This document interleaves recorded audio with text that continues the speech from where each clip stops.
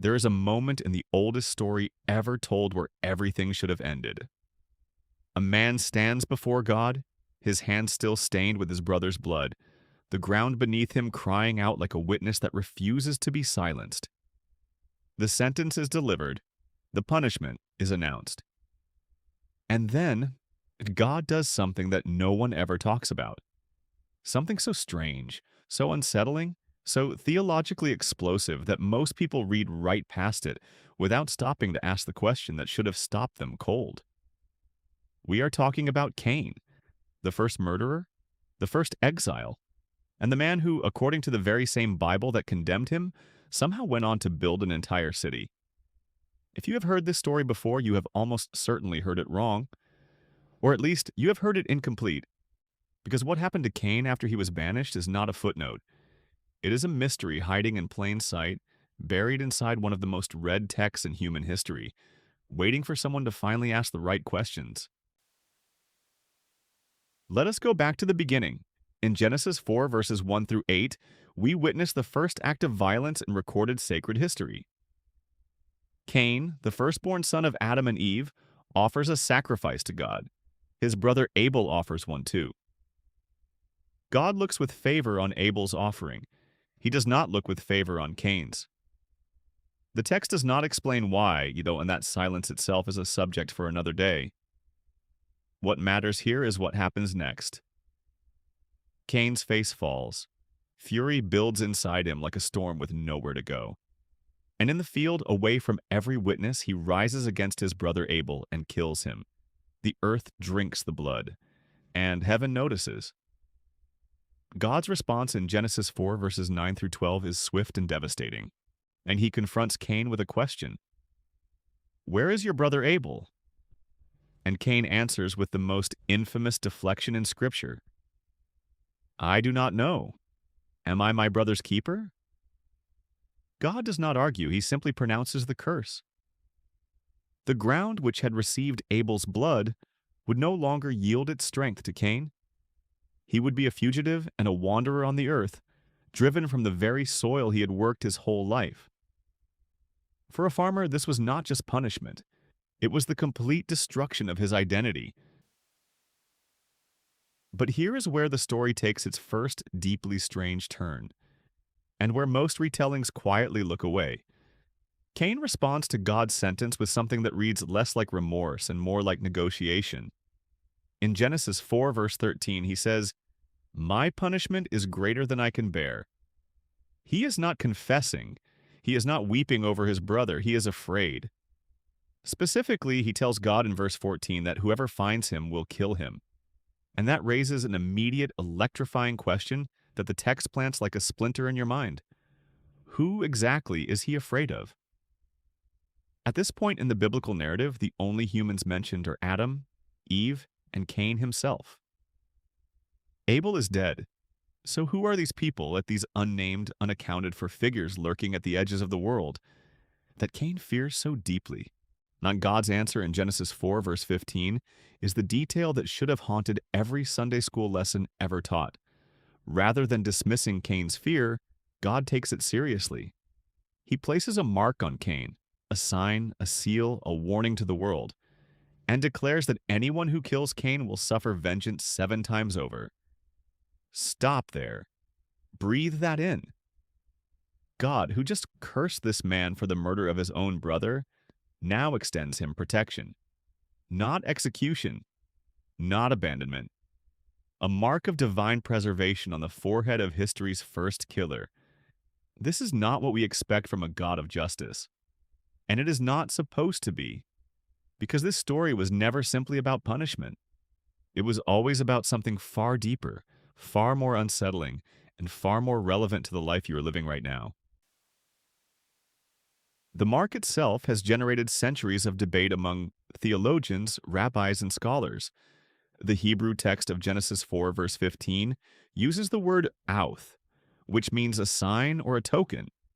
The same word used elsewhere in Scripture for the rainbow after the flood and the blood on the doorposts in Egypt. This was not a brand of shame.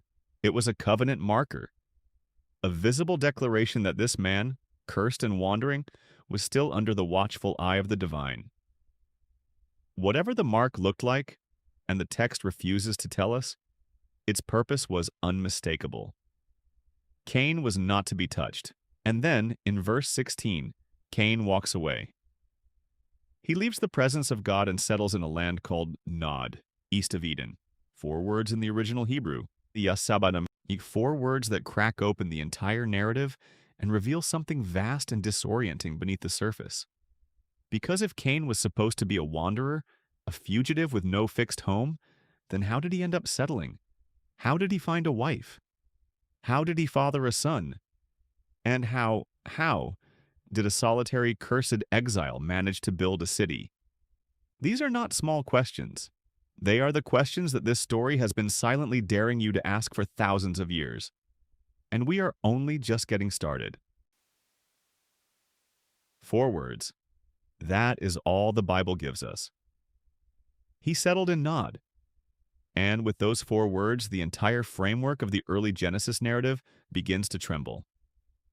Because if you have been paying attention, if you have been tracking the logic of the story from the very first verse, then the existence of a place called Nod is not just curious. It is deeply, almost violently disruptive to everything we think we know about the world Cain was cast into. A condemned wanderer does not settle. A man with no people does not find a wife. And a barren, cursed exile does not build a civilization. Unless, of course, the world he walked into was never as empty as we assumed. Let us start with the name itself, because in the ancient Hebrew world, names were never decorative. They were architectural. Yet they told you of a thing before you ever encountered it. The Hebrew word behind Nod is Nod, spelled Nun Vav Dalet, and it comes from the root verb nud, which means to wander, to flee, to move restlessly without destination. This is the same root used in God's curse upon Cain, just verses earlier when he declared that Cain would be a fugitive and a wanderer upon the earth. So Cain, the wanderer, goes to live in the land of wandering. On the surface, this sounds like poetic symmetry, a fitting punishment perfectly matched to its geography. But there is something else hidden inside that etymology that most casual readers never catch. If Nod simply means the place of wandering, then it may not be a fixed geographic location at all. Several ancient Jewish commentators, including those working within the tradition of the Midrash, interpreted the land of Nod not as a territory on a map, but as a condition of existence, a spiritual state of perpetual displacement that Cain carried with him wherever he went. The land did not define the wandering defined the land. And yet, the very next verses describe Cain doing something that a perpetual wanderer should be fundamentally incapable of doing. He knows his wife, she conceives, and he builds a city. The tension between the name and the action is not accidental. It is the text asking you to hold 2 contradictory truths in the same hand and feel the weight of the question between them. But we cannot move past this chapter without confronting the question that has unsettled theologians, scholars, and curious readers for millennia. Where did Cain's wife come from? Genesis 4, verse 17, states it plainly and without apology. Cain knew his wife, and she conceived and bore Enoch. No introduction, no explanation, no acknowledgement that this woman's existence raises one of the most explosive population questions in all of sacred literature. If Adam and Eve were the first humans and their only named children at this point are Cain and the deceased Abel, then who is this woman? Where did she come from? And how was she already in the land of Nod waiting for an exile who was supposedly alone in the world? The traditional response, offered by early church fathers, including Augustine and later elaborated by scholars across centuries, is that Cain married one of his sisters, daughters of Adam and Eve, who are mentioned collectively but without names in Genesis 5, verse 4, which tells us that Adam had other sons and daughters. Under this reading, the early human population was small, intermarriage was a biological and moral necessity in the founding generation, and the laws against such unions came much later precisely because the genetic pool had diversified enough to make them dangerous. This is a coherent answer, It is also for many readers a deeply unsatisfying one. Not because it is illogical, but because it requires filling a silence in the text with an assumption the text itself never confirms. And this is precisely where the ancient sources outside the canonical Bible become electrifying. The Book of Jubilees, an ancient Jewish text dating from roughly the 2nd century before the Common Era, expands the Genesis narrative with a detail that changes the emotional texture of the entire story. It names Cain's wife as Awan, one of his own sisters, a daughter of Adam and Eve.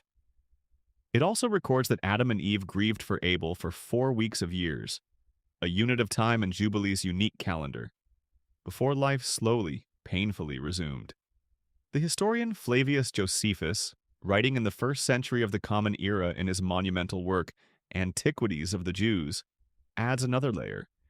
He describes Cain not as a broken fugitive stumbling through an empty wilderness, but as a cunning, calculating man who immediately began seducing others into wickedness, leading those around him into luxury and violence.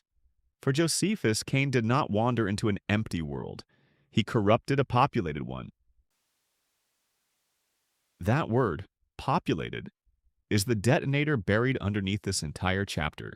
Because whether Cain's wife was a sister who followed him into exile, a daughter of an unrecorded human line, or a figure whose origin the text deliberately leaves open, her existence points to one unavoidable conclusion.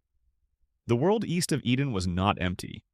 There were people in Nod, or people who became the people of Nod, and Cain moved among them, lived with them, and eventually led them. The man who was cursed to wander did not wander alone.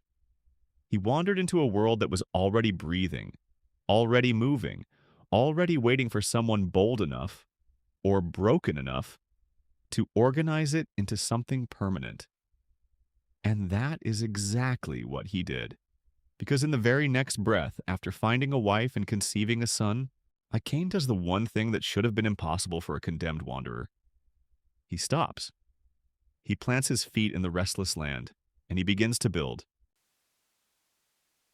He was supposed to wander. That was the sentence. That was the divine decree handed down in the presence of God himself, etched into the fabric of Cain's existence like a law written not on stone but on the soles of his feet. Every step forward was supposed to lead nowhere. Every horizon was supposed to remain permanently out of reach.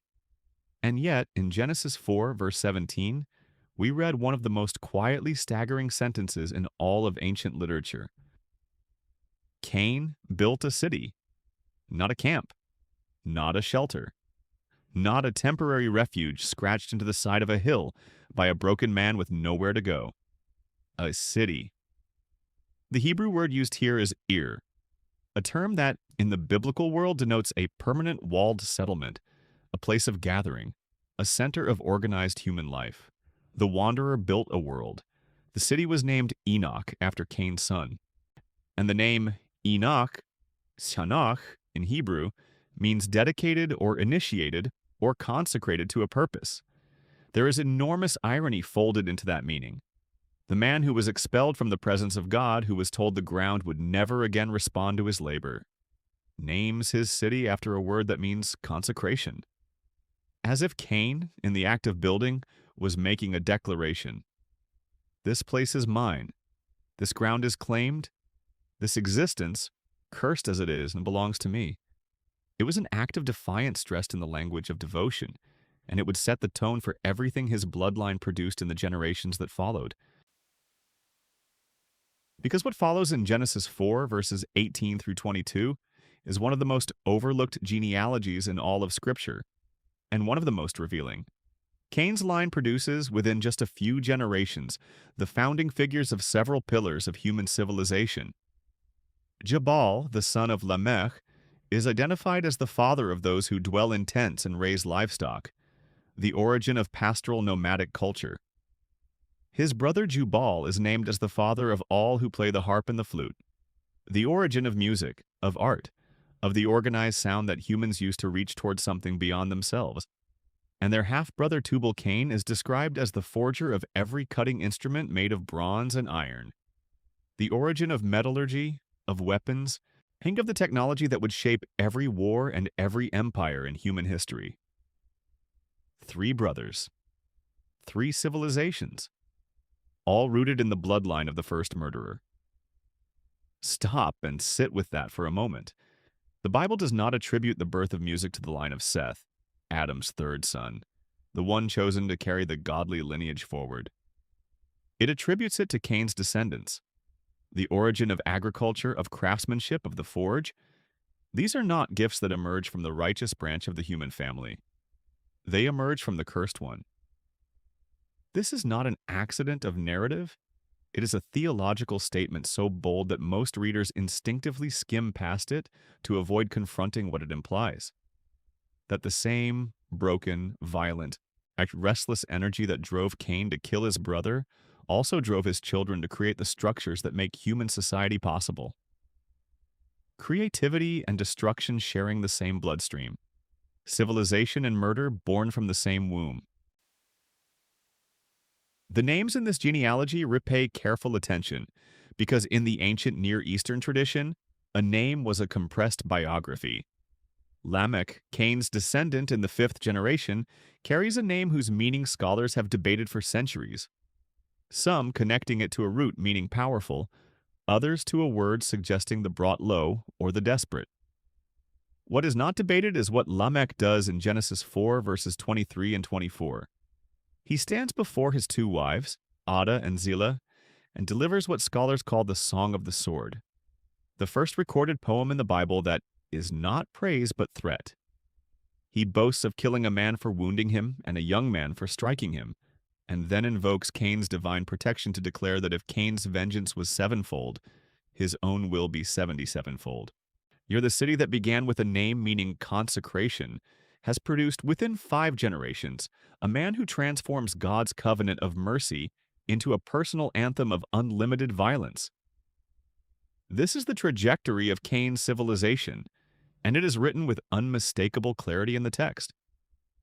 The line that begins with a murderer fleeing into the wilderness ends with a man who kills for insults and brags about it to his wives in verse form.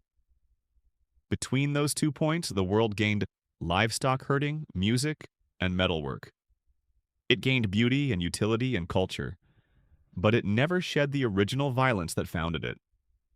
The city of Enoch was built on a crime that was never truly repented of, only survived, only outlasted, only dressed up in the architecture of progress. And this pattern of human achievement rising from human darkness, and of civilization constructed over unaddressed guilt, is not a relic of the ancient world. It is the blueprint of every empire, every dynasty, every cultural golden age that history has ever produced. And yet, even here, even inside this lineage of accumulating violence, there is one detail that refuses to let the story collapse into pure condemnation. Cain named his city after his son. Whatever he was, murderer, exile, defiant builder, he loved his child enough to wrap the whole of his effort in that child's name. He did not name the city after himself, after his conquest, after his survival. He named it after the next generation, after the future. And in that small, almost invisible gesture, something deeply human flickers inside the story of history's first criminal. The stubborn, aching, impossible hope that what comes after us might be better than what we were. We have followed Cain from the smoking altar to the blood-soaked field, from the presence of God to the restless road east of Eden, from the land of wandering to the walls of a city that should never have existed. We have watched him receive a curse and a mark in the same breath, find a wife in a world that had no room for her, and build a civilization on the foundation of an unresolved crime. And now, standing at the far edge of everything this story contains, we have to ask the question that the entire narrative has been quietly, patiently building toward. What was the story actually about? Because if you have been listening carefully, you already sense that Cain was never really the point. He was always the mirror. Every major figure in the opening chapters of Genesis functions as more than a historical person. They function as an archetype, a compressed image of something vast about the human condition. Adam is not just the first man. He is every person who has ever stood in a garden of abundance and reached for the one thing they were told not to touch. Eve is not just the first woman. She is every soul that has ever listened to a voice promising that knowledge would make them more than they already were. And Cain. Cain is every human being who has ever allowed envy to curdle into rage, rage into action, and action into a wound so deep that the ground itself remembers it. His story is not ancient history. It is the interior life of every person who has ever felt unseen, passed over, or unfairly judged, and then made someone else pay the price for that feeling. But here's what makes the theology of Cain's story genuinely revolutionary, genuinely unlike anything else in the ancient world. The God of Genesis 4 does not respond to Cain's crime the way any human justice system would. He does not execute, he does not imprison, he does not even strip Cain of his personhood or his future. Instead, he does something that should disturb us deeply and comfort us equally. He marks Cain for protection. He places a divine seal on the forehead of the man who committed history's first murder and says, in effect, "This life is still mine to govern. You do not get to end it. Not you, not the world, not the accumulated weight of what he has done." The mark of Cain is not a mark of shame. It is a mark of continued divine investment in a ruined human being. And that changes everything about how we read this story. The ancient rabbinical tradition grappled deeply with of that mark.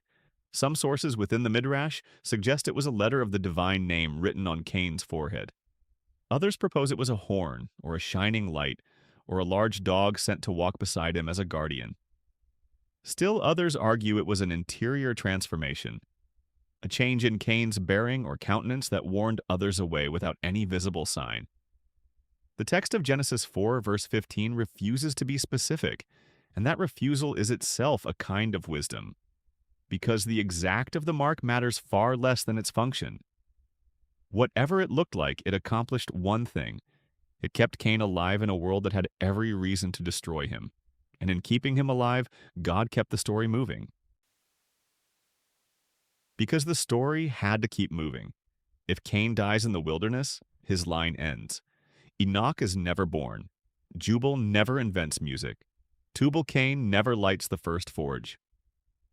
The entire complex, violent, creative, catastrophic legacy of Cain's bloodline simply does not happen. And the Bible seems to understand this. Seems to be making the deliberate, uncomfortable argument that human civilization as we know it, with all its beauty and all its blood, could not have emerged from the godly line alone. It needed the restless energy of the cursed one. It needed the desperate creativity of someone who had nothing left to lose and everything left to prove. The city of Enoch was built by a man under judgment. And somehow, that is precisely why it got built at all. So what does Cain's story mean for us and for the person watching this right now? Carrying their own private exiles, their own unspoken crimes, their own marks they are afraid to let the world see? It means this.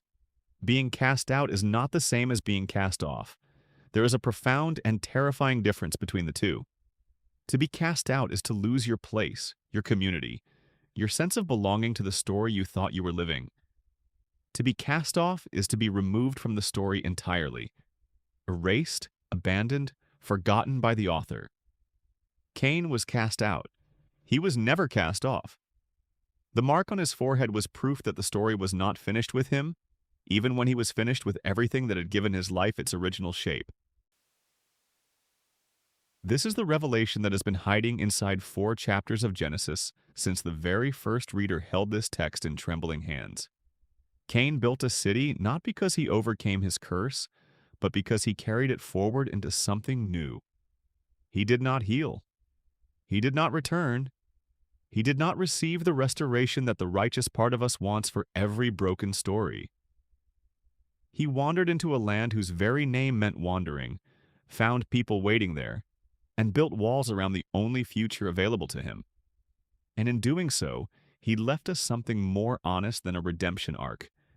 He left us a testimony that the marked, the exiled, the disgraced, and the restless are not outside the reach of meaning. They are, in ways that defy our comfortable categories, often the ones who build what the rest of us inherit. If this story moved something in you today, share it with someone who needs to hear it. The questions Cain raises are questions none of us can afford to leave unanswered.